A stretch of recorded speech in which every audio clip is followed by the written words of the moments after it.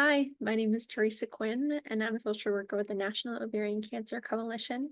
And in this video today, in our grief and loss section, this first video is really just talking about grief 101. Some really basic principles of grief coming from different theories from across the decades to help you understand your own grief a little bit better and to help give you some vocabulary as you navigate this loss.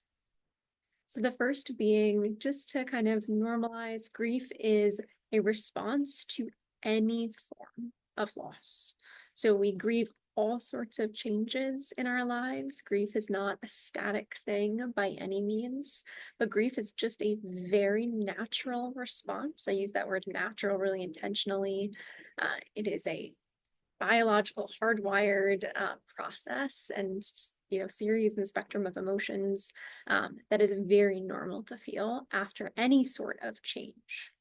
So you may be watching this after somebody that you love very much has unfortunately died of ovarian cancer.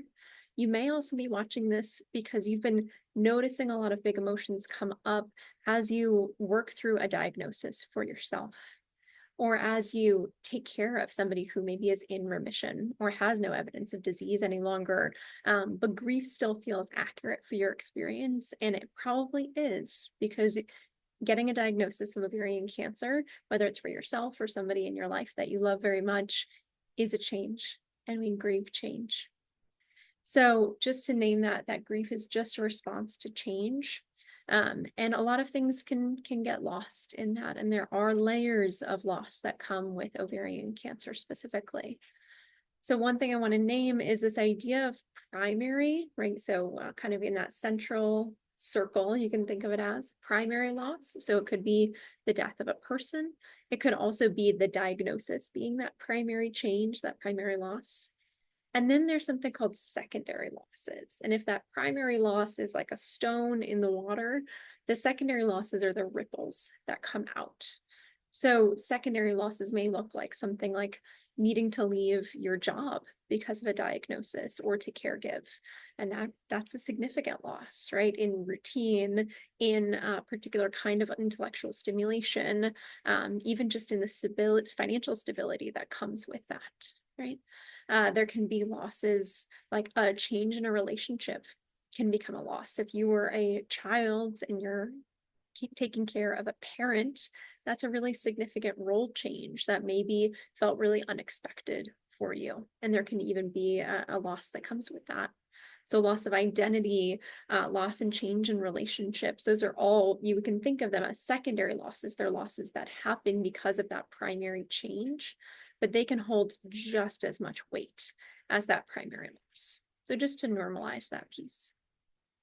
The next piece I want to name around grief and loss, kind of just 101 basic things, is to keep in mind that grief is not a linear experience. It is not a stage model. The stages of grief, those 5 stages of grief that Elizabeth Kubler-Ross, has been cited for, who she was actually talking about stages of loss for folks dealing with a terminal illness. But, unfortunately, kind of it got co-opted a little bit and talked about as this is what grief looks like, is these 5 stages, which was not her research, not her intention whatsoever, was kind of taken and ran with, unfortunately. So when we think about that 5 stages of loss model, we actually want to give ourselves permission to let that go completely. There are no stages of grief. It is a nonlinear process. You may feel all 5 of those emotions within 10 minutes of one another. You may kind of find yourself fluidly moving between them depending on the day or the month or the holiday coming up or the anniversary. There are no particular boxes to check off, and it doesn't unfortunately move in that linear direction. So just to name that, just to give you permission to let that idea go. You aren't doing it wrong. It's not hard because you're doing it wrong. It's hard because grief is hard.